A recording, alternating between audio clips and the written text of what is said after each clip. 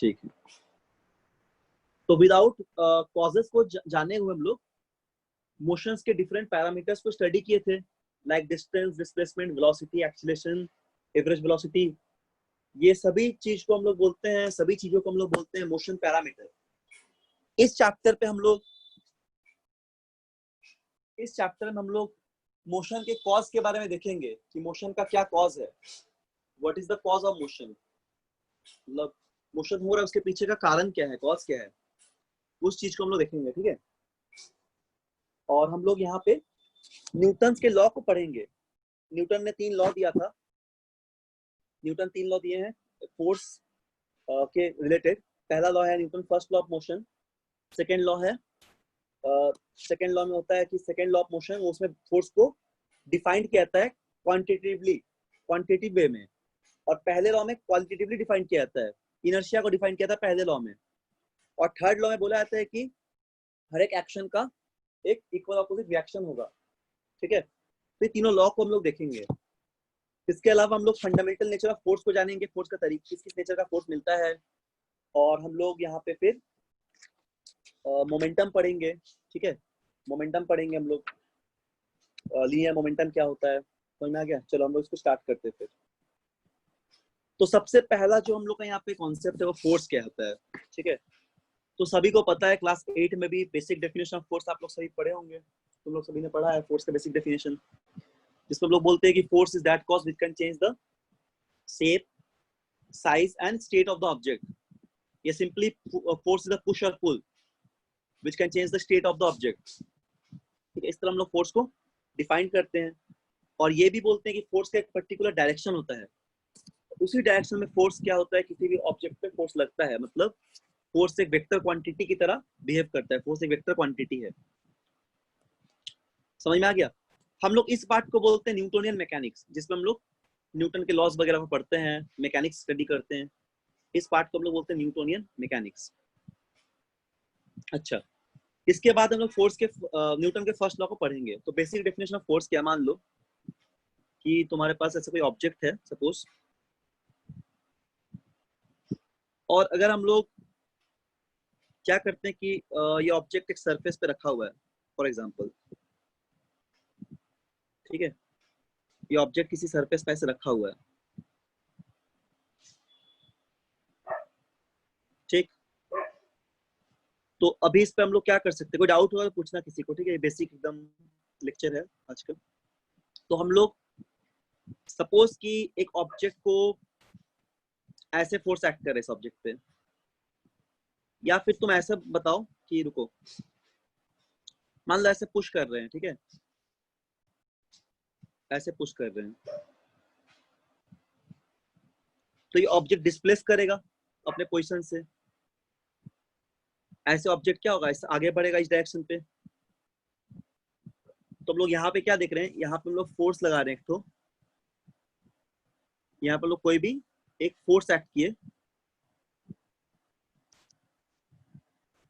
ठीक है ना, ऐसे फोर्स एक्ट किए और सर्टेन डायरेक्शन में एक ऑब्जेक्ट आगे बढ़ा, मतलब ये इस डायरेक्शन पे एक्स एक्सिस की तरफ आगे बढ़ रहा है।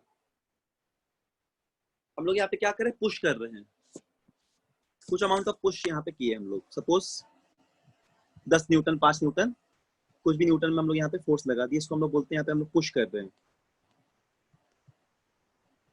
ठीक है,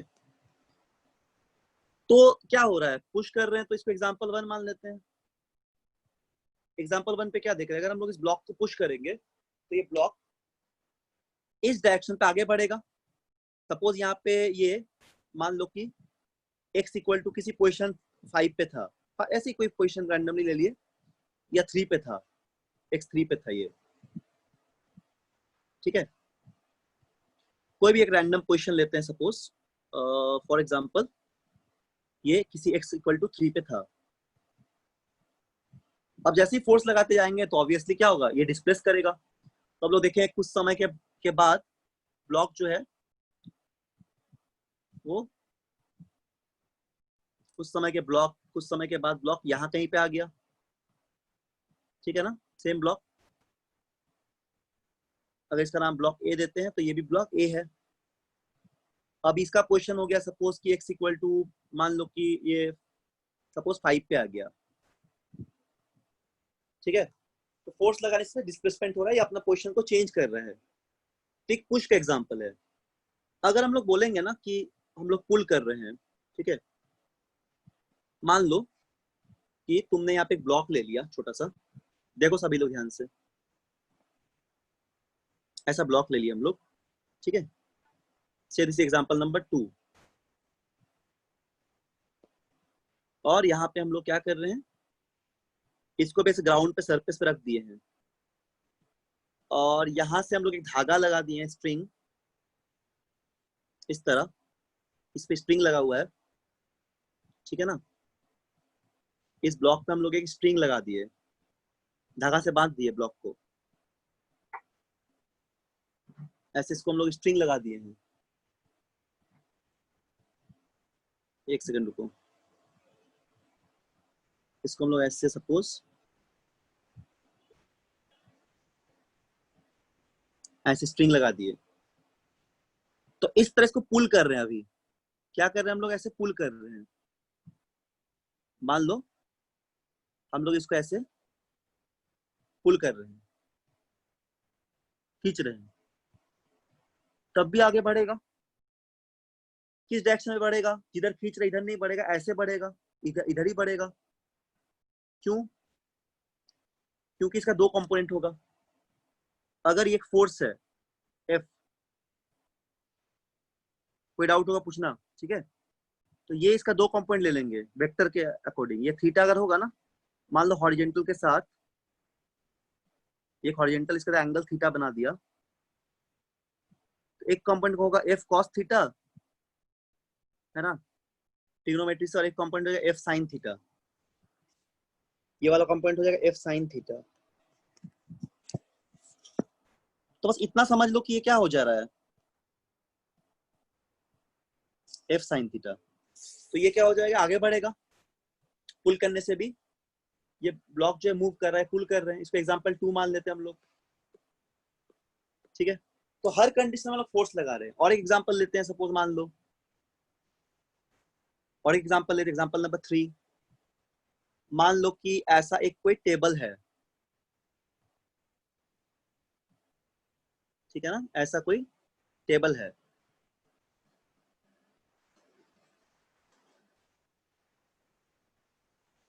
एक सेकेंड रुको, मान लो ऐसा कोई टेबल है एक तो, ठीक है।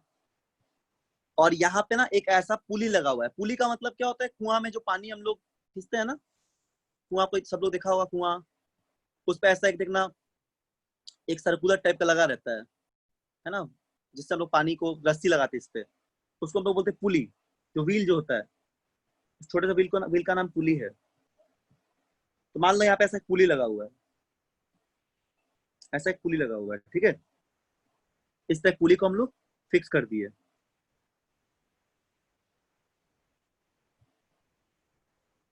ठीक है ना।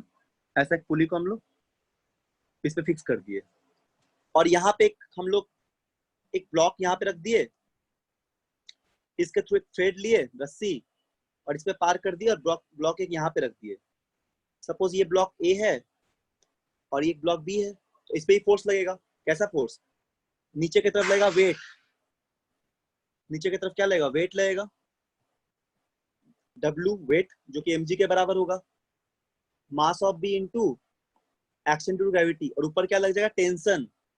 धागा पे लगने वाला फोर्स को क्या बोलते हैं हम लोग, ये थ्रेड पे जो फोर्स लग रहा है वो क्या है, टेंशन है, टी। और यहाँ पे भी टी लगेगा, एक ही स्ट्रिंग है, यहाँ पे भी टी लगेगा, टेंशन, ठीक। ये आगे बढ़ेगा ऐसे, ये नीचे जा रहा है इसीलिए। तो ये एग्जांपल 3 हो गया। इन तीनों एग्जांपल में तुमको एक बात यहाँ कॉमन नजर आ रहा होगा कि तीनों में फोर्स लग रहा है, और तीनों की वजह से ऑब्जेक्ट अपने स्टेट को चेंज कर रहा है, यानी कि वो मूव कर रहा है या फिर डिस्प्लेस कर रहा है। इसके अलावा हम लोग दरवाजा को भी अगर पुश और पुल करें तो भी एक फोर्स एक्ट कर रहे हैं, रोटेशनल फोर्स। हम लोग मिट्टी, क्ले, ठीक है, किसी भी चीज को डिफरेंट शेप में ला रहे, क्यों, फोर्स की वजह से। रोटी जो पकाते हैं, आटा को डिफरेंट शेप में हम लोग मतलब आटा से रोटी बना रहे हैं तो वो भी क्या है, फोर्स ही एक्ट कर रहे हैं। मिट्टी या क्ले का यूज करके हम लोग कोई स्टैचू वगैरह बना रहे हैं तो भी फोर्स ही लग रहा है। तो फोर्स का हर जगह यूज है, समझ में आ गया ना। और हम लोग फोर्स के स्टडी को करते हैं किसके अंडर, न्यूटोनियन मैकेनिक्स के अंदर, या फिर बोलते हैं क्लासिकल मैकेनिक्स। न्यूटन का ही पूरा देन था, न्यूटन साइंटिस्ट का नाम है, सभी को पता होगा। इस देश को हम लोग बोलते हैं न्यूटोनियन मैकेनिक्स,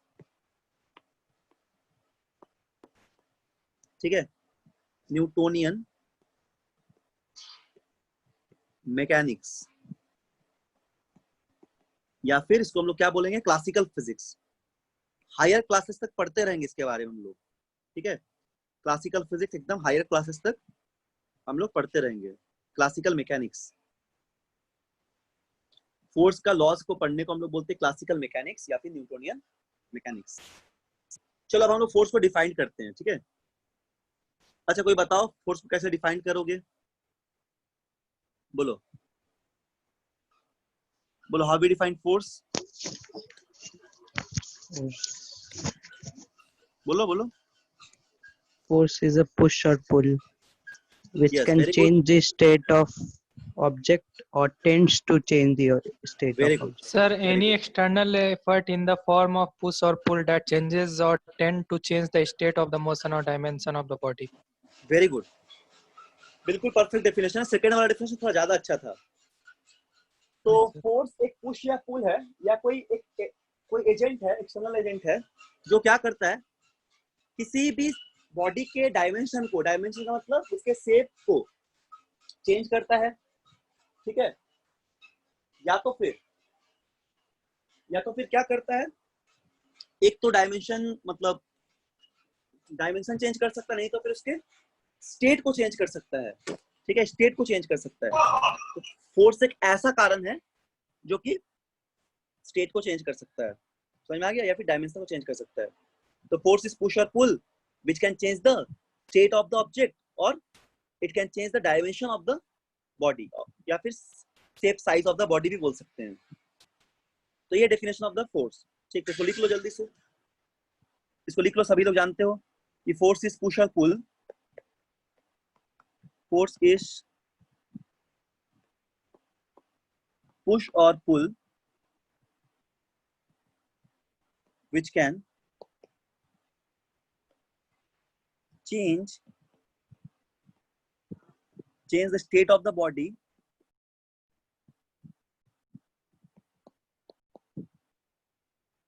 और टेंस टू चेंज भी हो सकता है, और टेंस टू चेंज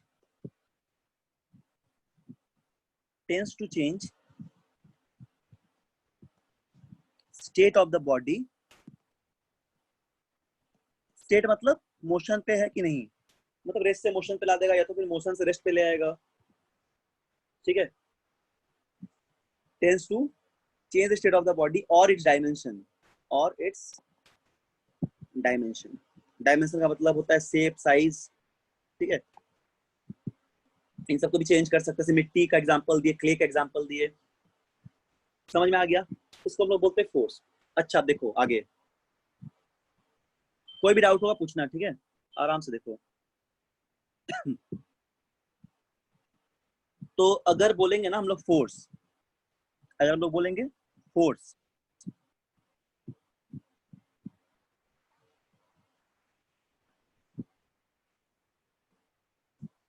अगर हम लोग बोलेंगे क्या, फोर्स, कोई भी फोर्स इन जनरल, वो फोर्स दो तरीके का होगा, बता पाओगे कौन कौन सा? Contact, Contact or contact non-contact. और non contact force, very good. एक होता है कॉन्टैक्ट फोर्स, एक होता है नॉन कॉन्टैक्ट फोर्स, ठीक है ना। एक होता है कॉन्टैक्ट फोर्स और नॉन कॉन्टैक्ट फोर्स। एक को हम लोग बोलेंगे कॉन्टैक्ट फोर्स,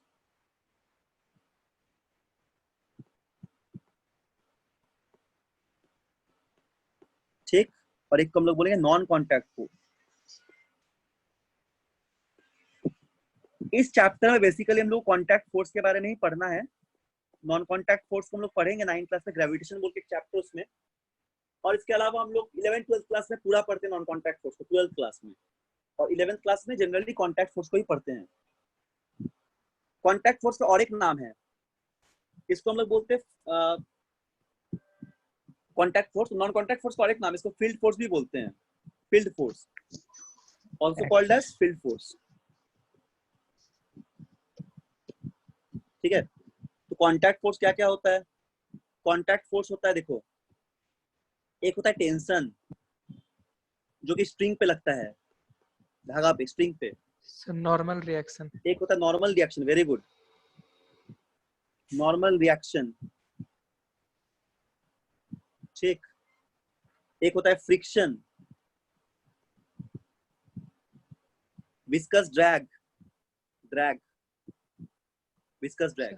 ठीक, Sir, FSP. इसके अलावा मस्कुलर फोर्स, मस्कुलर फोर्स होता है एक टाइप का, 8th क्लास में पढ़े हो। तो ये सभी एग्जांपल हो गए कॉन्टैक्ट फोर्स का। अगर तुम्हें बोलेंगे नॉन कॉन्टैक्ट फोर्स तो बताओ कौन कौन से एग्जांपल हो जाएगा? Gravitation force, gravitational force, very good, magnetic Electrostatic force, very good, electrostatic force, magnetic force, yes, magnetic force, very good, और बताओ, और एक है न्यूक्लियर फोर्स। ठीक है, magnetic force and last one is the nuclear Sir, force. nuclear force non-contact होता है. हाँ, न्यूक्लियर फोर्स नॉन कांटेक्ट होता है, लेकिन इसको हम लोग दो पार्ट में डिवाइड करते हैं, जैसे कि strong nuclear force, weak nuclear force. ठीक है, बेसिकली एक फंडामेंटल फोर्स है स्ट्रॉन्ग न्यूक्लियर, वीक न्यूक्लियर। देखो, नॉन कांटेक्ट होता तो है, लेकिन इसके बीच में डिस्टेंस बहुत छोटा हम लोग लेते हैं, मतलब इन द रेंज ऑफ फेम्टोमीटर, फेम्टोमीटर के रेंज में हम लोग लेते हैं। तो रेंज ऑफ द फोर्स होता है ना, वो बहुत छोटा होता है।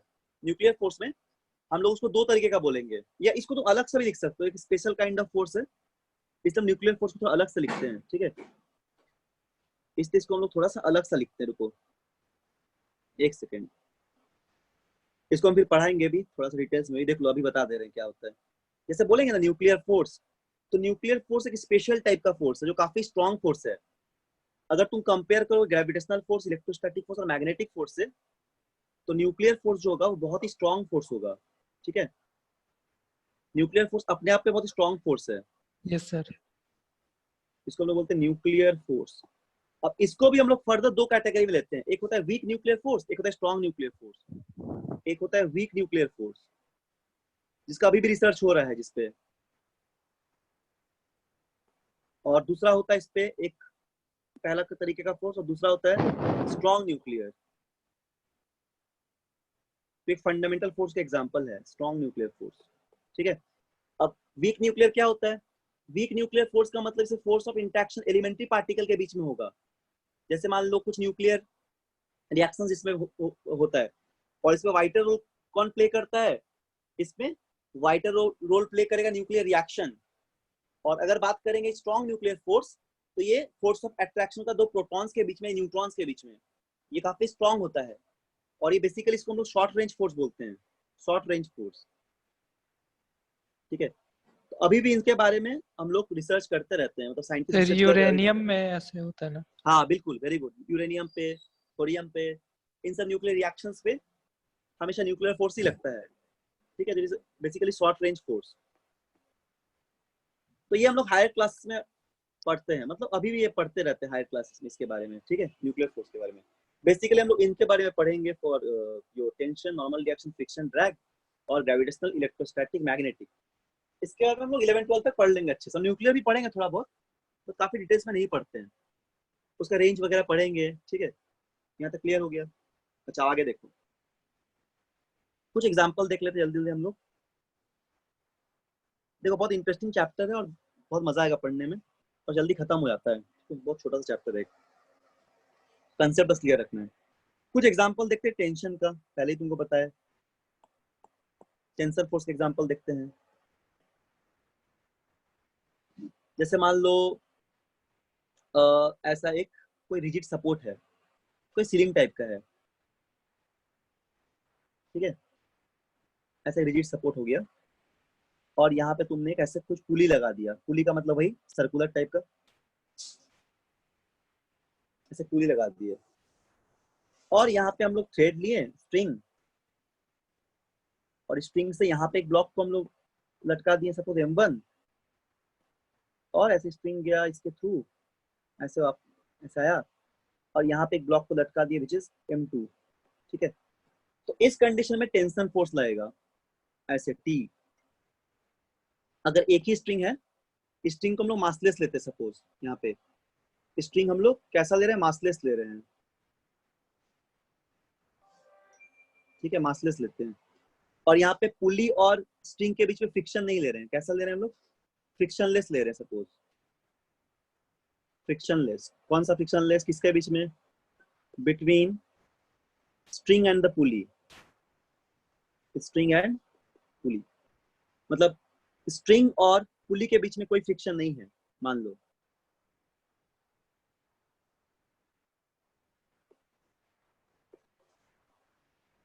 ठीक है, ये एग्जांपल हो गया टेंशन का।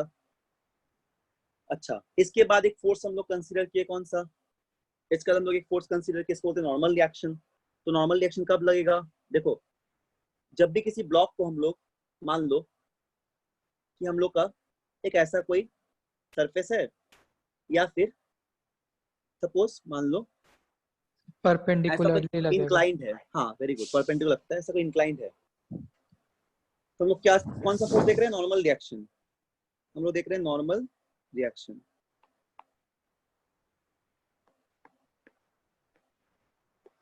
ठीक है, नॉर्मल रिएक्शन, रिएक्शन शॉर्ट में लिखें। तो सपोज मान लो कि यहाँ पे एक ब्लॉक ऐसे लगा दिए, ऐसे ब्लॉक रख दिए, एक इंक्लाइंड है ये वाला, कुछ एंगल थीटा है, यहाँ पे भी एक ब्लॉक रख दिए, ठीक है। तो जब भी कांटेक्ट होगा सरफेस के बीच में, ऊपर डायरेक्शन में फोर्स लगेगा, ठीक है। जब भी कांटेक्ट होगा तो अबव डायरेक्शन में ऐसे एक फोर्स लगेगा इस तरह का, जिसको हम लोग बोलते हैं normal reaction, which is perpendicular to the surface. Normal का मतलब क्या होता है, परपेंडिकुलर, नॉर्मल वर्ड का मतलब क्या होता है, परपेंडिकुलर। इसीलिए ये हमेशा क्या होगा, it will always act perpendicular to the surface. तो यहाँ पे एक नॉर्मल रिएक्शन n लग रहा है, ठीक है ना, यहाँ पे एक नॉर्मल रिएक्शन n लग रहा है, यहाँ पे भी एक नॉर्मल रिएक्शन n लगेगा, जो कि सरफेस का ठीक नॉर्मल, जो कि सरफेस का ठीक नॉर्मल। समझ में आ गया, इस तरह के फोर्स को बोलते हैं नॉर्मल रिएक्शन। तो भी एक कॉन्टैक्ट फोर्स है, दोनों एग्जांपल इसका, एग्जांपल 1 भी नॉर्मल रिएक्शन, एग्जांपल 2 भी नॉर्मल रिएक्शन। तो टेंशन बात कर लिया, नॉर्मल रिएक्शन बात कर लिया, इसका फ्रिक्शन, फ्रिक्शन भी पढ़ते हैं, थोड़ा बहुत डिटेल्स में 8 में पढ़े थे हम लोग, 8 में, 8 क्लास में। फ्रिक्शन क्या होता है, देखो फ्रिक्शन होता है, मान लो कि ऐसा कोई ब्लॉक है, ठीक है, सॉरी कोई सरफेस है, यहाँ पे एक छोटा सा ब्लॉक रख दिए हम लोग इस तरह का, और अगर ये रफ सरफेस है, अगर इधर हम लोग फोर्स लगा रहे हैं ऐसे, तो यहाँ पे क्या लगेगा, फ्रिक्शन लगेगा, स्मॉल है। ये सरफेस कैसा है, रफ सरफेस है, ठीक है, ये सरफेस कैसा, रफ सरफेस है, इरेगुलर सरफेस है। तो जितना ज्यादा इंटरलॉकिंग होता है, जितना ज्यादा रफ सरफेस होता है, उतना ही ज्यादा फ्रिक्शन फोर्स लगता है, क्लास 8 में पढ़ चुके हैं। This force is called friction, इसको बोलते हैं फ्रिक्शन। ये भी एक तरह का क्या है, contact force. Third number force रहेगा फ्रिक्शन, फोर्स ऑफ फ्रिक्शन, इसको हम लोग बोल रहे हैं फ्रिक्शन फोर्स, ठीक है। ओके, इसके बाद क्या होता है, ड्रैग। ड्रैग लगता है पानी पे, विस्कस मतलब क्या होता है, लिक्विड या गैस, उस पे जो फोर्स लगता है वो होता है विस्कस ड्रैग। जैसे कि मान लो कोई शिप है, वो पानी पे ट्रेवल कर रहा है, उसका हम लोग स्ट्रीमलाइन शेप बनाते हैं ताकि उसमें फ्रिक्शन कम लगे। या एरोप्लेन जो है, उसका भी एक स्पेशल तरीके का शेप होता है, स्ट्रीमलाइन, तुम लोग क्लास 8 में पढ़े हो। तो ये सब विस्कस ड्रैग को कम करने के लिए। तो विस्कस ड्रैग जब बोलेंगे हम लोग, ड्रैग का मतलब होता है, ठीक है ना, अगर हम लोग कोई इस तरह वाटर सरफेस ले ले, ऐसे ऐसे वाटर सरफेस ले ले सपोज, और उस पर कोई भी ऑब्जेक्ट है, ऐसा कोई सीप हो गया उस पर, तो इस पे जो फ्रिक्शन लग रहा है वाटर सरफेस पे, ये अगर ऐसे ट्रेवल कर रहा है आगे की तरफ, तो यहाँ पे हम लोग बोलेंगे विस्कस ड्रैग लग रहा है, viscous drag. Viscous drag, viscous का मतलब होता है सॉलिड या लिक्विड, ठीक है, इसको बोलते हैं हम लोग viscous drag. So this all are examples of your कौन सा फोर्स, कॉन्टैक्ट फोर्स। अगर बात करेंगे नॉन कॉन्टैक्ट फोर्सेस के एग्जांपल का, तो नॉन कॉन्टैक्ट फोर्स के एग्जांपल क्या क्या हो जाएगा? पहले तुमने जैसे बोला अभी ग्रेविटेशन फोर्स, ठीक है। तो अगर बोलेंगे नॉन कॉन्टैक्ट, बोलो समझ में आ रहा है ना? बोलो। Yes, sir. अगर बोलेंगे नॉन कॉन्टैक्ट फोर्स, ठीक, उसमें पहला एग्जांपल तुम लोग क्या बोले हो? Gravitation force. ये क्लास 9 में पढ़ोगे, ग्रेविटेशनल फोर्स। तो ये क्या लगता है? ये एक्चुअली दो बॉडी के बीच में लग रहा है। तो एक ब्लॉक यहाँ पे है और एक ब्लॉक यहाँ पे है, इनके बीच में कोई डिस्टेंस आर है, ये m1 हो गया, ये m2 हो गया।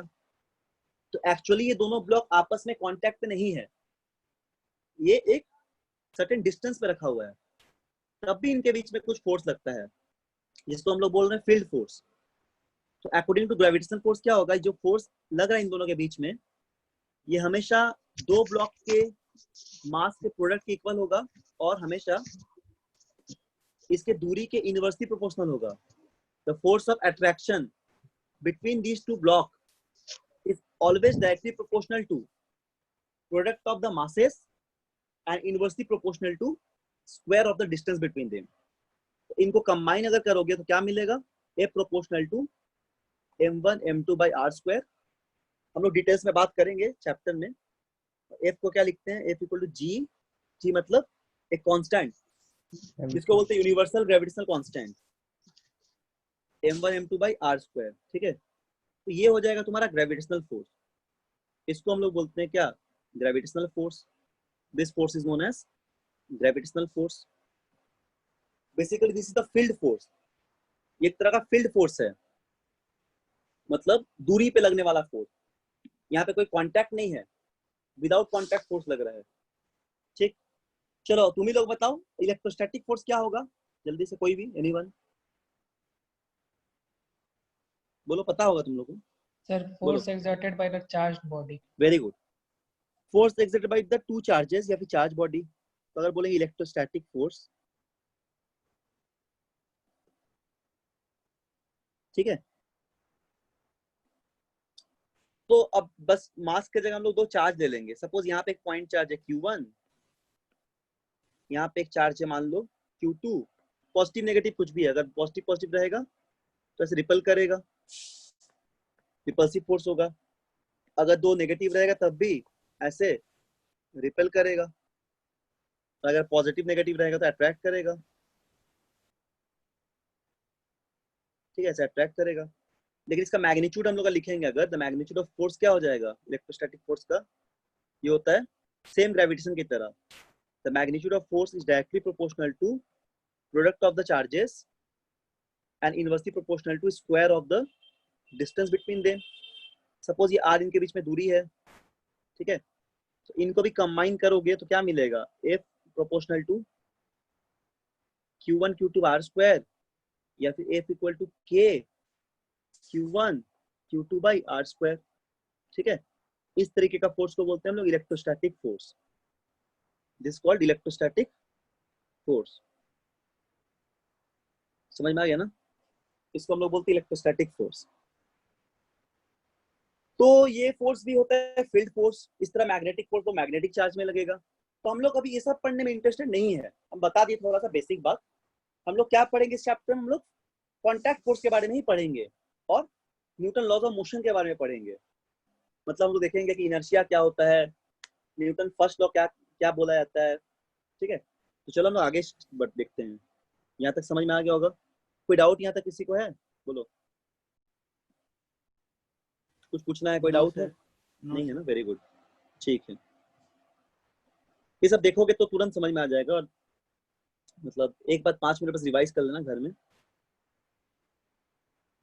अच्छे से, बस प्रॉब्लम सॉल्व करना थोड़ा। चलो अब हम लोग देखते हैं Newton first law of motion. यहाँ से हम लोग चैप्टर का शुरुआत होता है। न्यूटन का पहला नियम, फर्स्ट लॉ ऑफ मोशन।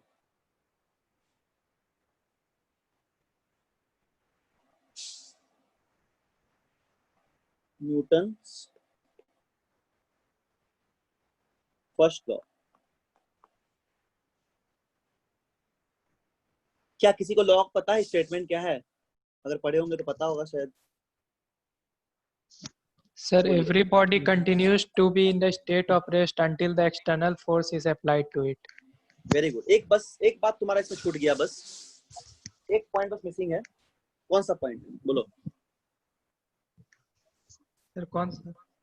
बता रहे, देखो जैसे तुमने कहा अभी बिल्कुल सही बोला है, ठीक है, कि every body is at state of rest, या फिर ऐसे ही बोल सकते हो every body is at state of rest और मूविंग विथ यूनिफॉर्म मोशन और with uniform speed Yes, sir.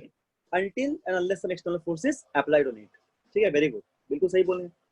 इसी स्टेटमेंट को बोलते हैं न्यूटन का पहला लॉ। इसको समझो प्रैक्टिकली कैसे समझेंगे। मान लो कि हम लोग भी उस तरह के हैं, यानी मान लो ये कोई बच्चा है,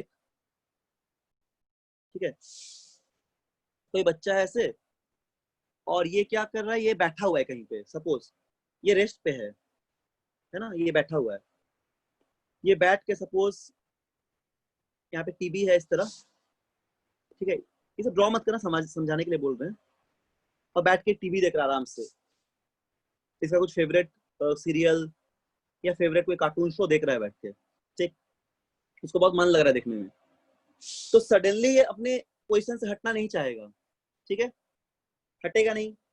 इसको कैसे हटना पड़ेगा? इसको एक्सटर्नल फोर्स लगाना पड़ेगा हटाने के लिए। आराम से बैठ के देख रहा है टीवी, तो ये रेस्ट पे है अभी, मान लो ये रेस्ट पे है, या फिर ये टीवी देखे जा रहा है यूनिफॉर्म। अब इसको डिस्टर्ब करना है हम लोग को। डिस्टर्ब नहीं करेंगे अगर, तो ये 2 घंटा 3 घंटा देखेगा, क्योंकि इसका फेवरेट सीरियल चल रहा है कुछ, जो कि 2 घंटे तक चलेगा, तो देखते रहेगा 2 घंटा, यहाँ से हिलेगा नहीं, ब्रेक भी नहीं हो रहा मान लो। तो इसको डिस्टर्ब कौन कर सकता है, बोलो कौन कर सकते है इसको डिस्टर्ब? इस बच्चे को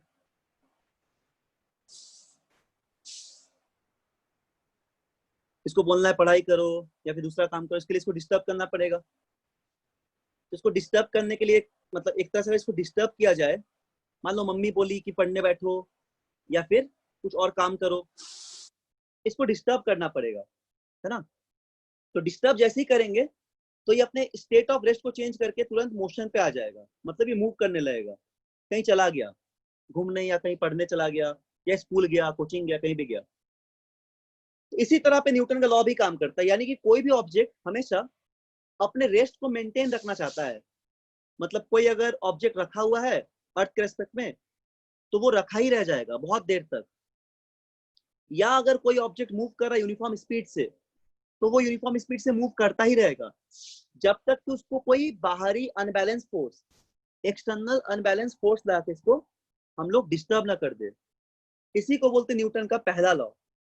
तो ये बताता है बेसिकली इनर्शिया के बारे में। अब इनर्शिया क्या है? इनर्शिया वही प्रॉपर्टी है, जैसे वो बच्चा क्या था, वो बच्चा रेस्ट पे रहना चाहता था, जो चाइल्ड था बैठा हुआ, वो चाहता था रेस्ट पे रहे, तो वो अपना इनर्शिया को मेंटेन रखना चाहता था। इनर्शिया का मतलब क्या होता है कि अगर ऑब्जेक्ट रेस्ट पे है तो वो रेस्ट पे ही बनाना चाहेगा, अगर ऑब्जेक्ट मूव कर रहा है तो वो मूव ही करता रहेगा, तो वो अपनी इनर्शिया को मेंटेन रखना चाहता है। कोई भी ऑब्जेक्ट अपनी इनर्शिया को मेंटेन करना चाहेगा, ठीक है, इसको हम लोग लॉ ऑफ इनर्शिया भी बोलते हैं। समझ में आ गया? तो इसका चलो हम लोग स्टेटमेंट लिखते हैं, जल्दी से लिख लो, फिर आगे समझते हैं। बोलो, किसी को डाउट है समझने में? बताओ, बोलो, कोई डाउट नहीं है ना? ठीक है, स्टेटमेंट लिख लो। Every body continuous to be in a state of rest or of ठीक है, यूनिफॉर्म मोशन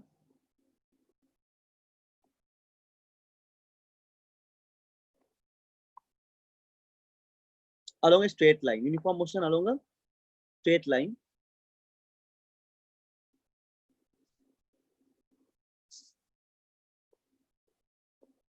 straight line, ठीक, unless an external force, unless an external, जब भी बोलेंगे एक्सटर्नल फोर्स इसका मतलब अनबैलेंस फोर्स, मतलब जो एक बाहरी फोर्स लग रहा है, एक्सटर्नल का तो अनबैलेंस फोर्स होता है, ठीक है, unbalanced, external force acts on it, acts on it.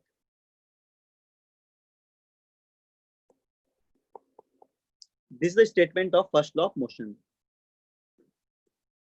ठीक है ना, ये है फर्स्ट लॉ ऑफ मोशन। जैसे एग्जांपल के लिए हम लोग जानते हैं कि बहुत सारा एग्जांपल, कोई हम लोग किसी ऑब्जेक्ट को रख दिए हैं, अब देखो अर्थ तो रोटेट कर ही रहा है, हम लोग सबको पता है, अर्थ रेस्ट में कोई भी चीज नहीं है, अर्थ भी रोटेट करता है, बट अर्थ के फ्रेम ऑफ रेफरेंस मान लो सभी लोग अर्थ पे है, तो अर्थ में हम लोग अगर देखते हैं अर्थ के रिस्पेक्ट में, तो हम लोग देखते हैं कि हाँ कोई अगर ऑब्जेक्ट को रख देंगे तो वो वहीं पे रहेगा जब तक उसको डिस्टर्ब ना करे। कोई किताब को रख दिए, कोई ऑब्जेक्ट को रख दिए, तो वहां तक वहीं रहेगा, ठीक है। अच्छा, तो यहाँ पे एक टर्म है इनर्शिया का, यहाँ पे एक टर्म आता है इनर्शिया, INERTIA, इनर्शिया। इसका मतलब समझो, इसका मतलब होता है किसी भी बॉडी का वो प्रॉपर्टी, ठीक है, जिसको वो मेंटेन करना चाहेगा। जैसे अगर वो रेस्ट पे है तो रेस्ट पे ही रहेगा, अगर वो मूव कर रहा है तो मूव ही करता रहेगा। तो गैलीलियो नाम के एक साइंटिस्ट ने, गैलीलियो का नाम शायद सुने हो, एक साइंटिस्ट का नाम है गैलीलियो, GALILEO, गैलीलियोस, इसको हम लोग गैलीलियो लॉज भी बोलते हैं, ठीक है। गैलीलियो एक साइंटिस्ट ने इनर्शिया को प्रूव किया। यहाँ इनर्शिया मतलब बॉडी का वो प्रॉपर्टी जिसकी वजह से बॉडी हमेशा रेस्ट पे बनाना चाहता है, या तो फिर यूनिफॉर्म मोशन में मूव कर रहा है तो मूव करना ही चाहता है, ठीक है। इसी स्टेट को हम लोग बोलते हैं क्या, इनर्शिया बोलते हैं। जैसे मान लो कि हम लोग जब बस में जाते हैं, तो ब्रेक लगता है, क्या होता है, हम लोग सडनली क्या करते हैं, फॉल करते हैं, है ना। फिर हम लोग अगर कुछ बंच ऑफ ट्री है उसको हम लोग सेक करते हैं तो फ्रूट उसमें फॉल डाउन करेगा, या फिर जो लीफ होता है पत्ता वो भी फॉल डाउन करेगा। तो ये सभी एग्जांपल्स है इनर्शिया का, समझ में आ रहा है ना, ये सभी एग्जांपल किसका हो गया, इनर्शिया का। तो इनर्शिया को हम लोग कैसे डिफाइन करेंगे,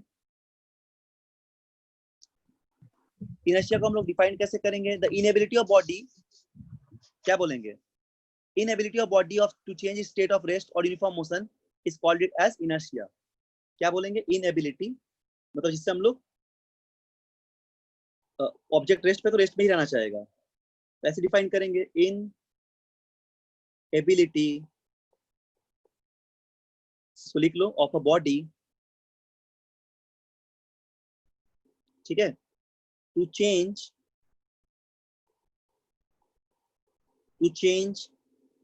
its क्या, state of rest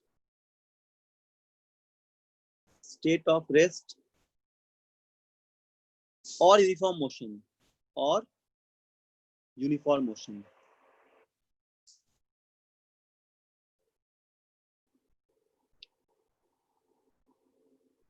on its own is known as inertia,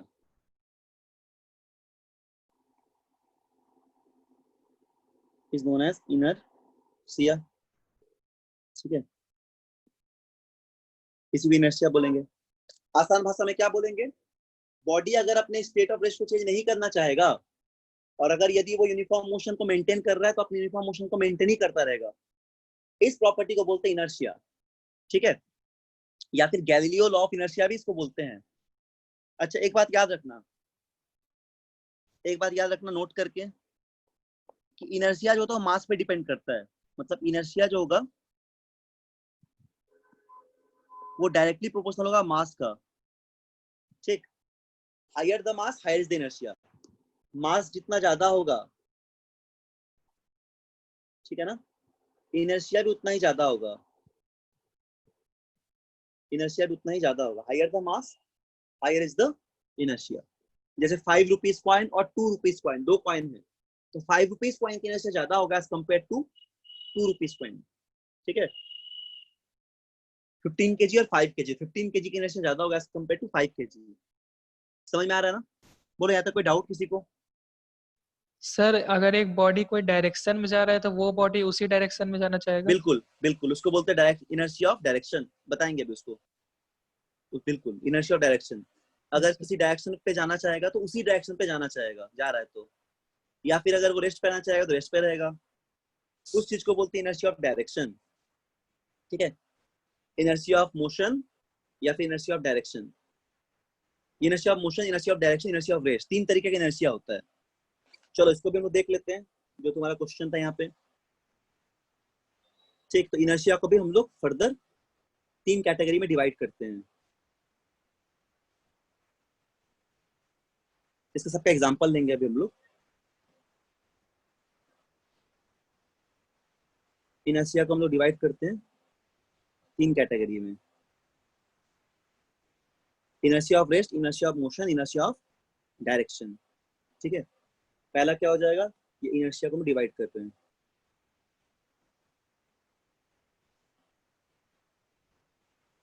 inertia पहला हो जाएगा इनर्शिया ऑफ रेस्ट।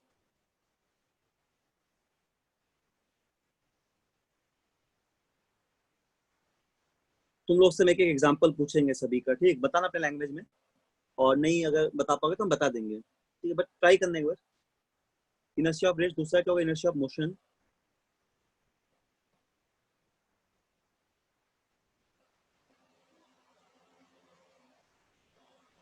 और तीसरा हो जाएगा इनर्शिया ऑफ डायरेक्शन।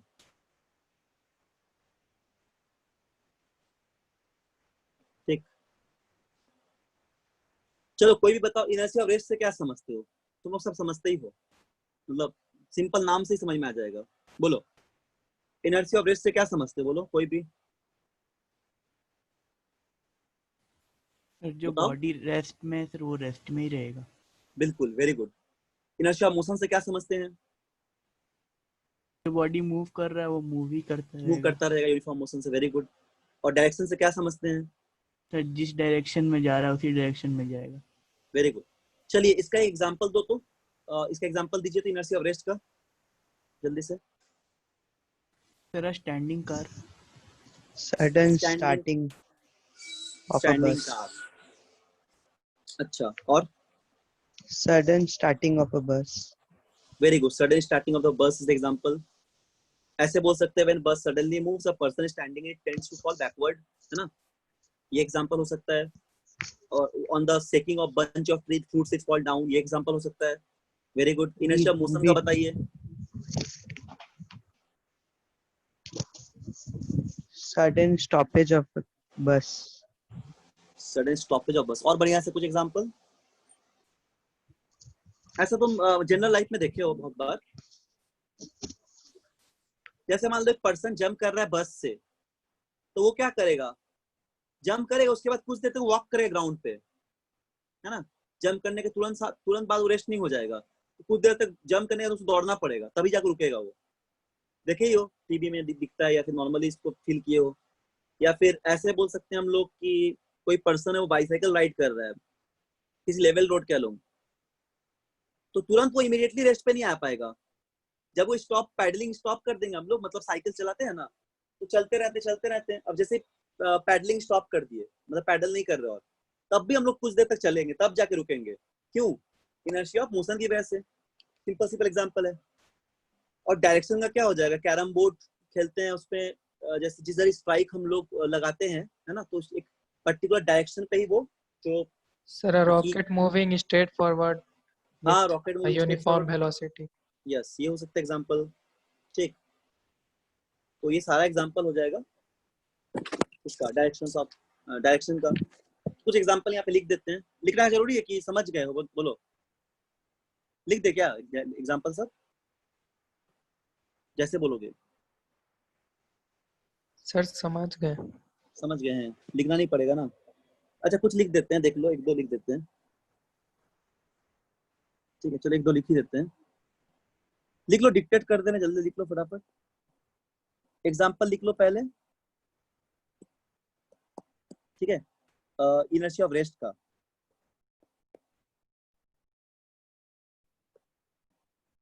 जैसे कुछ क्वेश्चन आता है तुम लोग के स्कूल के एग्जाम में कि जब हम लोग बंच ऑफ ट्री को सेक करते हैं बहुत फास्ट, तो क्यों उसका जो लीफ होता है वो डिटैच कर जाता है या फ्रूट फॉल करता है, तो इनर्शिया ऑफ रेस्ट का एग्जांपल है। ठीक है, क्योंकि वो रेस्ट पे रहना चाहता है, सडनली उसको लोग जर्क टाइप का दे रहे हैं, मतलब उसको हम लोग क्या देते हैं, इनर्शिया मतलब डिस्टर्ब कर रहे हैं। तो एग्जांपल पहला क्या हो जाएगा, व्हेन अ बस सडनली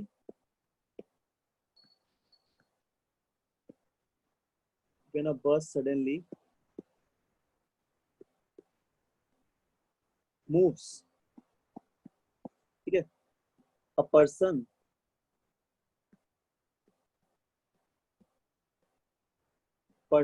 standing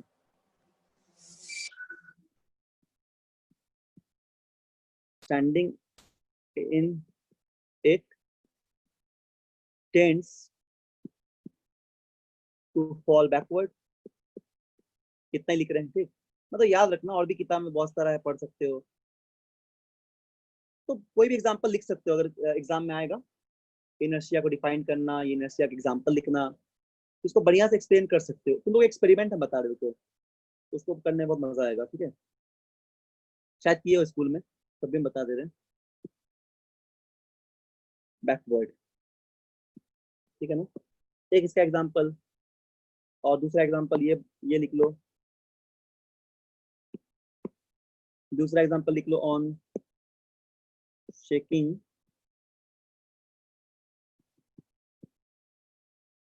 किन्हीं कोई डाउट होगा तो पूछना। On shaking the branch of tree, bunch की जगह ब्रांच सही रहेगा, branch of tree,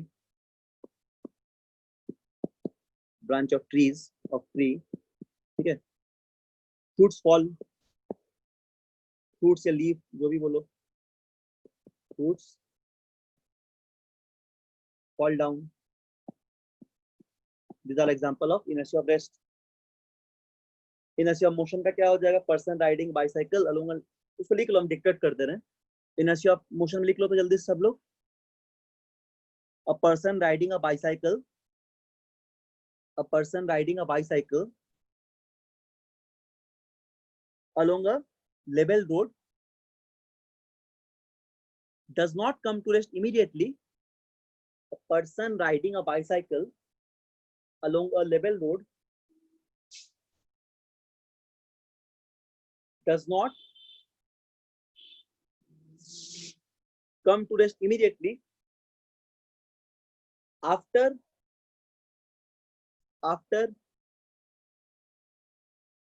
he stops paddling, after he stops paddling। ठीक, एग्जांपल लिख लो इसको, और एक लिख सकते हो, इसको भी लिख लो जल्दी से। जैसे when a person jumps out of a moving bus, when a person jumps out of a moving bus, कोई भी पर्सन जब मूविंग बस से जंप करता है, a person jumps out of a moving bus and try to walk on the ground, walk on the ground, अगर जमीन पे उतर के चलना चाहता है, he falls forward, ठीक, ये भी एक इनर्शिया मोशन का ही एग्जांपल है। लिख लिए सभी लोग, डायरेक्शन का भी लिख सकते हैं, रॉकेट वाला एग्जांपल हो सकता है, या फिर any vehicle if moving in straight road, if turning comes, तो ये क्या होगा, थोड़ा सा सडनली इसको क्या करना पड़ेगा, जर्क लगेगा, मतलब सडनली अगर ये टर्न करना चाहेगा तो जल्दी से टर्न नहीं हो पाएगा, उसको स्लो होना पड़ेगा, क्योंकि डायरेक्शन मेंटेन रहता है इसीलिए। तो इसका एग्जांपल हो गया, ठीक है। अच्छा, इसके बाद हम लोग ये बात कर लिए कि मास जो है वो इनर्शिया पे डिपेंड कर रहा है, higher the mass higher the inertia. तो नोट करके पॉइंट लिख लो जल्दी से इस पे, mass is the quantity measure of inertia, ये पॉइंट याद रखना। Mass is the basically quantitative quantitative measure of inertia. Basically mass जो वो एक क्वांटिटी मेजर इनर्शिया का, मेजर ऑफ इनर्शिया, ठीक है ना। Mass is the quantitative measure of inertia, मतलब higher the mass higher is the inertia, हमेशा याद रखना। ठीक, यहाँ तक तो क्लियर हो गया होगा। अच्छा, जो बोल रहे थे देखो, एक एक्सपेरिमेंट बोल रहे थे ना अभी, इससे तुम और अच्छे से इनर्शिया को समझ पाओगे। शायद जानते हो तुम लोग इस एक्सपेरिमेंट को। बोलो, कोई डाउट किसी को है यहाँ तक? बताओ। No, sir. वेरी गुड, कोई डाउट नहीं है।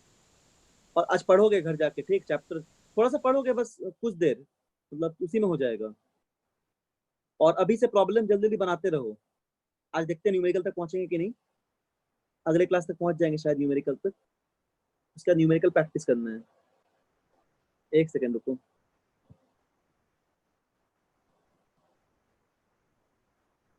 जैसे मान लो एक ग्लास है, ठीक, ऐसे कोई ग्लास है मान लो,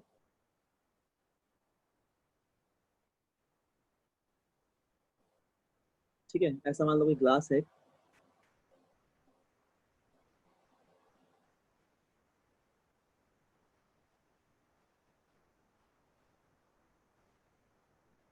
जैसे मान लो कोई भी ग्लास लेते हैं,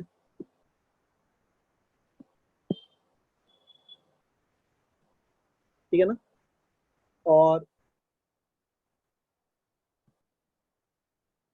इसके ऊपर ऐसे कार्डबोर्ड रख दिए, एक कोई भी ऐसा कार्डबोर्ड टाइप का रख दिए, इसके ऊपर ऐसा कार्डबोर्ड रख दिए हम लोग, ठीक है, ऐसे कार्डबोर्ड रख दिए। अगर यहाँ पे हम लोग एक सिक्का रखेंगे मान लो इसके ऊपर, ठीक है, हम लोग यहाँ पे इसके ऊपर एक सिक्का रखेंगे इस तरह, कॉइन। ये क्या है? कॉइन है ये कॉइन है, ये ग्लास है, और एक कार्डबोर्ड है।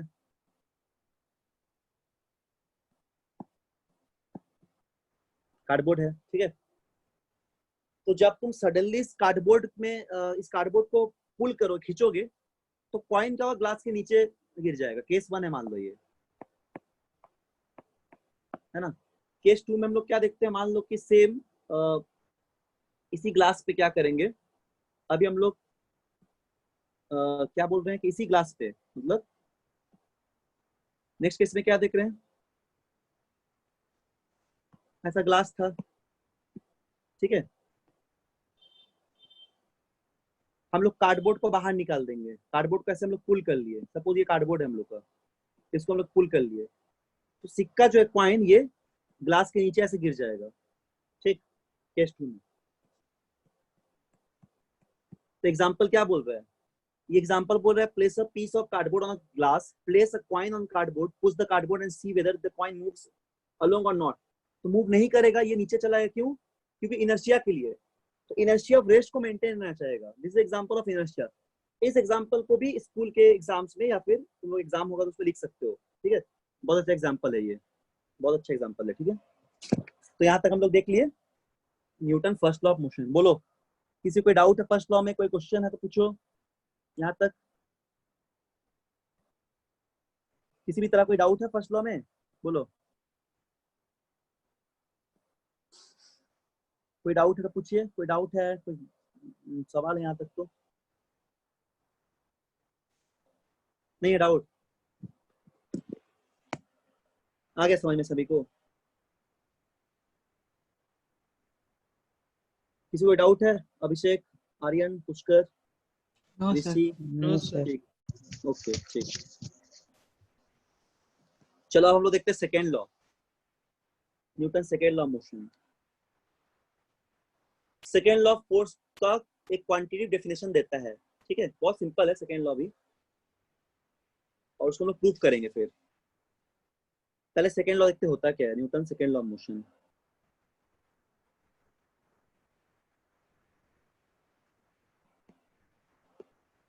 लिख लो हेडिंग में न्यूटन्स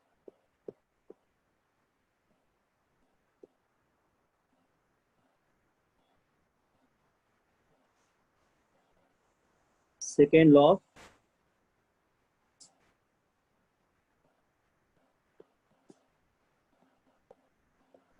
मोशन।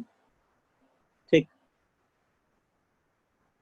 जैसे मान लो हम लोग किसी बॉल को पुश करते हैं, कोई फ्लोर पे रखा हुआ है, कोई ऑब्जेक्ट को पुश करते हैं, जेंटली भी पुश कर सकते हैं, रैपिडली भी पुश कर सकते हैं, तो वो क्या हो जाएगा, एक्सीलरेट करने लगेगा और एक फोर्स के पर्टिकुलर डायरेक्शन में आगे बढ़ेगा। ठीक है, जैसे मान लो कि हम लोग के पास ऐसा कोई ऑब्जेक्ट है, इसका मास m है और हम लोग क्या करते हैं, इस पे इस तरह फोर्स एक्ट करते हैं, तो ऑब्जेक्ट क्या होगा कि एक्सीलरेट करने लगेगा, ये ऑब्जेक्ट कुछ देर के बाद यहाँ पहुंच जाएगा। हम लोग एक्सटर्नल फोर्स लगाए, ऑब्जेक्ट यहाँ पहुंच गया, तो जो फोर्स हम लोग इस बॉडी पे लगा रहे हैं ना, फोर्स ऑफ बॉडी, तो जो फोर्स हम लोग लगा रहे हैं, अगर बोलेंगे फोर्स, या ऐसे बोलेंगे, अगर ऐसे अगर बोलेंगे हम लोग, for a body of given mass,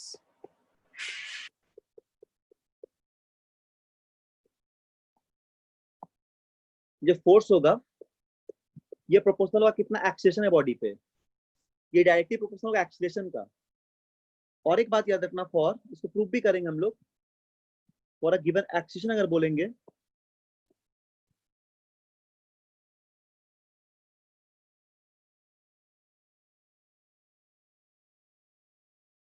मास, तो यहां से आता है F इज इक्वल टू के एम ए, के कोई कांस्टेंट है, के का वैल्यू 1 रखते हैं, कोई कांस्टेंट है मान लो, और यहाँ से जो फोर्स होता है वो होता है एम ए। इसको प्रूव करेंगे कैसे आया मास इनटू एक्सीलरेशन। ठीक है, तो ये बताएगा हम लोग को न्यूटन का सेकेंड लॉ, फोर्स जो होता है वो मास इनटू एक्सीलरेशन के बराबर होता है।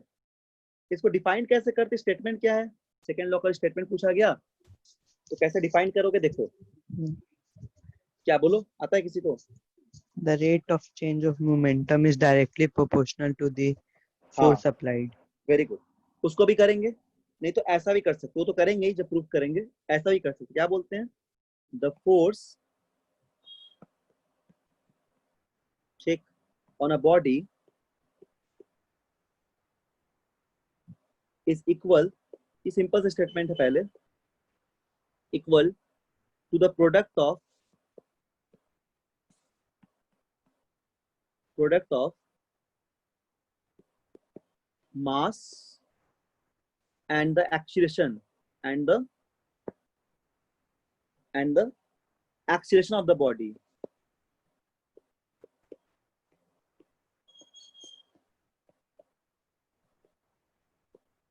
ठीक है, ये स्टेटमेंट याद रखना, ये एक बेसिक स्टेटमेंट है, और तुम जो बोल रहे हो वो सही है, उसी को लिखना है, वो प्रूफ करेंगे, उसका भी लिखते हैं। ठीक है, लीनियर मोमेंटम पढ़ने के बाद वो भी हम लोग बोलेंगे, force is defined as the change in linear momentum with respect to time, और force equal to always rate of change of momentum. ठीक, उससे भी देखेंगे।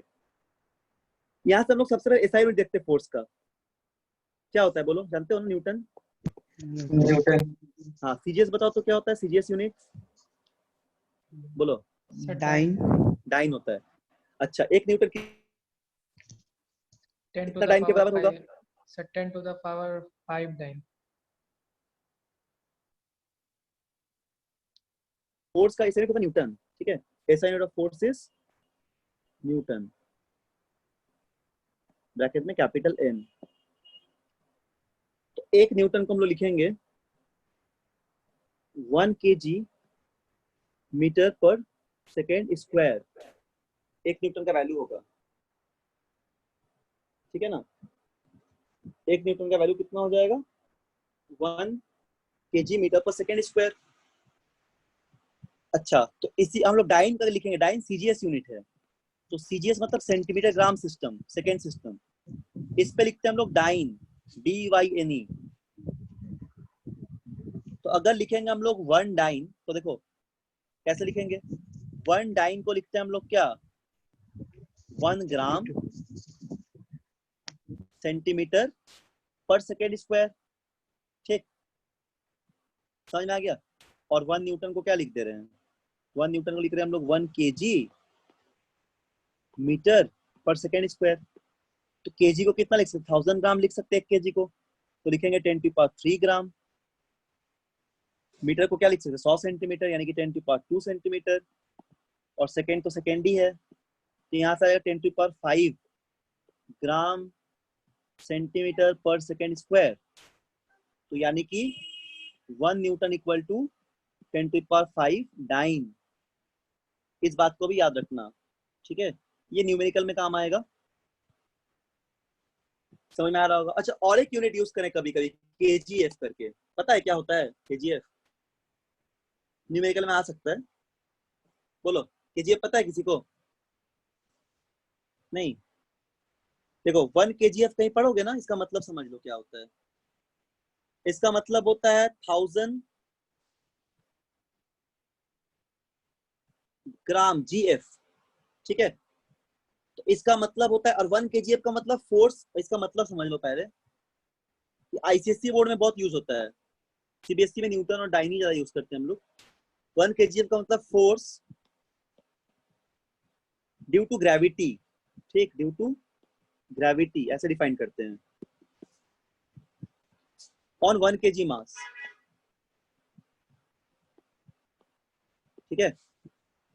तो कितना इसको डिफाइन कैसे करेंगे, 1 केजी इंटू ग्रेविटी का वैल्यू क्या होता है 9.8, 1 केजी इंटू जी, जी का यूनिट क्या होता है मीटर पर सेकेंड स्क्वायर, जी मतलब एक्सेलरेशन ड्यू टू ग्रेविटी, पढ़ोगे 9 क्लास में आगे, जिसका वैल्यू होता है 9.8, सुने हो शायद, तो 1 इंटू 9.8 लिख देंगे और ये हो जाएगा केजी मीटर पर सेकेंड स्क्वायर, तो न्यूटन आ गया फिर से, यानी कि 9.8 न्यूटन, याद रखना, ठीक।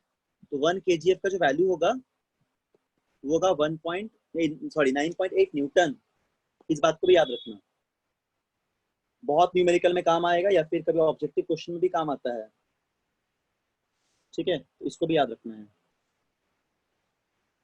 समझ में आ गया, इसको भी याद रखना है। कोई डाउट यहाँ तक बोलो जल्दी से, नहीं है ना, बोलो कोई डाउट नहीं यहाँ तक? Yes. चलो हम लोग लीनियर मोमेंटम देखते हैं, कौन बताएगा व्हाट इज लीनियर मोमेंटम, कैसे डिफाइन करते हैं, बोलो। Momentum in the straight line. जैसा मोमेंटम इज, मतलब sir momentum in straight line. Momentum in straight line, ठीक है, मतलब क्या है, डेफिनेशन क्या है इसका, मतलब क्या समझते हो मोमेंटम से? नहीं सर, जैसा मतलब लिखा हुआ है उसमें उस हिसाब से हम बोल। अच्छा, लीनियर मोमेंटम मतलब मोमेंटम स्ट्रेट लाइन, ठीक है, वो तो है सही, बट कैसे डिफाइन करोगे मोमेंटम को? Sir product of mass and velocity. Yes, very good, product of mass and velocity, यही पूछ रहे थे, ठीक। तो मान लो ऐसा कोई ऑब्जेक्ट है, कोई भी ऐसा ऑब्जेक्ट है, मान लो ये कोई ऑब्जेक्ट हो गया, इसका कुछ मास है और ये मूव कर रहा है वेलोसिटी v के साथ, तो इस प्रोडक्ट को बोलेंगे, जो इस वेक्टर प्रोडक्ट होगा मास और वेलोसिटी का, मास तो स्केलर है और v वेक्टर होता है, इसी प्रोडक्ट को हम लोग बोलते हैं momentum, linear momentum, straight line चलोगे इसीलिए, और जो डायरेक्शन होता है मोमेंटम का वो वेलोसिटी का डायरेक्शन दोनों सेम होता है, ठीक है। तो डिफाइन कैसे करते हैं, the product of mass of a body and its velocity is called linear momentum और सिंपली मोमेंटम, ठीक है। क्या बोलेंगे, the product of mass, the product of mass, ठीक, and its velocity and and velocity of the body लिख लो, and velocity of the body, कोई भी बॉडी या कोई object is called momentum, linear momentum या सिंपली मोमेंटम या लीनियर मोमेंटम, ठीक है, लीनियर मोमेंटम वर्ड याद रखना, इसको लिखते हैं P इक्वल टू mv, और ये वेक्टर क्वांटिटी है, ठीक है, P is the momentum is the vector quantity, इसका डायरेक्शन वही होता है जो वेलोसिटी का होता है, इसका डायरेक्शन वही होता है जो वेक्टर वेलोसिटी का होता है, ठीक है। चलो अब इसको हम लोग प्रूव करते हैं, तो देखो एक स्टेटमेंट एक ये भी है, थोड़ा सा बस 5 मिनट में क्लास क्लोज कर देंगे, बस इसको बता देते हैं, ठीक है, अगले क्लास में यहाँ से हम न्यूमेरिकल बना सकते हैं। तो क्या बोलते हैं स्टेटमेंट में, इसका हम लोग प्रूफ देखते हैं, सेकेंड लॉ का प्रूफ। ठीक है, कैसे प्रूफ करते हैं, तो देखो प्रूफ कैसे करेंगे, जो रेट ऑफ मोमेंटम होता है ना वो हमेशा एक्सटर्नल फोर्स के बराबर होगा। तो क्या बोलेंगे हम लोग, द रिजल्टेंट फोर्स, स्टेटमेंट याद रखना, क्या बोलेंगे, the resultant force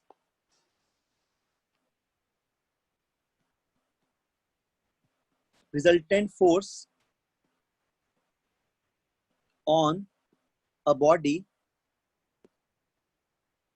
is equal to change, check, in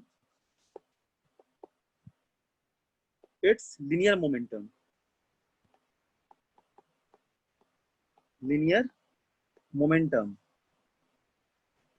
ठीक है। तो जो भी रिजल्टेंट फोर्स होगा बॉडी पे वो हो जाएगा equal to change in linear momentum with respect to time, with respect to, ये भी तुम स्टेटमेंट बोल सकते हो सेकेंड लॉ का, कि rate of change of momentum is equal to external force या फिर इक्वल टू रिजल्टेंट फोर्स, ऐसे बोल सकते हो। ठीक है, तो कैसे डिफाइन किया हम लोग, देखो फोर्स जो होगा वो डिपेंड कर रहा है किस पे, rate of change of momentum पे। रेट ऑफ चेंज मोमेंटम मतलब m v minus M U by T. यहाँ पे v को हम लोग लेते हैं फाइनल वेलोसिटी, v को क्या लेते हैं फाइनल वेलोसिटी, ठीक है। u को क्या लेते हैं हम लोग initial velocity. Change in momentum क्या होता है, मास इनटू वेलोसिटी मोमेंटम, तो final momentum mass into final velocity, initial momentum mass into initial velocity. ठीक, लिख लो जल्दी से एकदम, समझ में आ गया ना। तो यहाँ से हम लोग इसको क्या लिख देंगे, m कॉमन ले लिए और प्रोपोर्शनलिटी कांस्टेंट यहाँ पे k इक्वल टू 1 होता है, m कॉमन ले लेंगे तो क्या बचेगा, v minus you by T. अब देखो तुम एक्सीलरेशन पढ़े हो मोशन चैप्टर पे, हम लोग लिखते हैं इसको m इंटू ए, क्योंकि a का वैल्यू क्या होता है, change in velocity by time को बोलते हैं एक्सीलरेशन हम लोग। तो यहाँ से आ जाएगा ये f equal to M A, या वेक्टर फॉर्म में लिखोगे तो ऐसे लिखो, वेक्टर फोर्स भी तो वेक्टर ही है, vector f equal to mass into mass scalar है, एक्सीलरेशन भी वेक्टर है m a, this is the final derivation. ठीक, ये होता है न्यूटन का सेकेंड लॉ में फोर्स को डिफाइन किया गया, और इसका प्रूफ है छोटा सा, समझ में आ गया। तो अगला क्लास में हम लोग पढ़ेंगे इम्पल्स पढ़ेंगे, उसके बाद हम लोग न्यूमेरिकल सॉल्व करेंगे। आज बेसिक क्लास था, यहाँ तक अच्छे से पढ़ के आना, बस घर में जाके 10-15 मिनट रिवाइज करोगे तो हो जाएगा। कोई डाउट तो नहीं यहाँ तक किसी को, नहीं है ना। अगला क्लास में आगे पढ़ेंगे हम लोग न्यूमेरिकल और इम्पल्स के बारे में। ठीक है, तो आज क्लास यहीं तक, इसको लिख लेना अच्छे से, एक बार पढ़ लेना, 10-15 मिनट पढ़ोगे तो हो जाएगा। ठीक है, फिर अगले क्लास से हम लोग न्यूमेरिकल सॉल्व करेंगे।